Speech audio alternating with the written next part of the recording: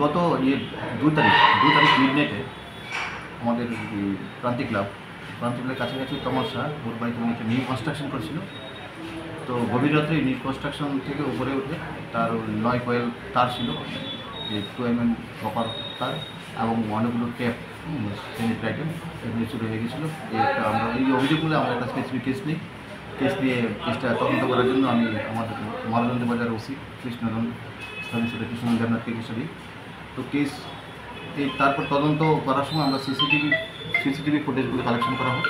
তো সিসিটিভি ফুটেজে কালেকশন করে বলে আমাদের যে ফুটেজটা পেয়েছি, ফুটেজটা পেয়ে ছবিগুলো তো ক্লিয়ার ছিল না, হালকা ভিজিবল। তারপরে আমরা করে চুপকে আমরা আইডেন্টিফাই করতে পেরেছি। আজকে ভোরবেলা চুপকে আমরা তাকে অ্যারেস্ট করি। তারপর তাকে আমরা কোথায় থেকে অ্যারেস্ট করি? কোথায় থেকে? তাকে ভোরবাজারের ওইদিকে একটা ভোররাত্রে যে মোবাইল পার্টি যে ছিল কৃষ্ণবাবু, তাকে ভোররাত্রে তাকে ডাউট হয়েছিল। তার স্ট্রাকচারটা ওই সিসিটিভি ফুটেজের যে স্ট্রাকচারটা দেখা গেছিলো তার সাথে অনুমান করেছিল। প্রথম ডাউটফুলি ব্রডফুল ইন্টারোগেশনকে নিয়ে আসে।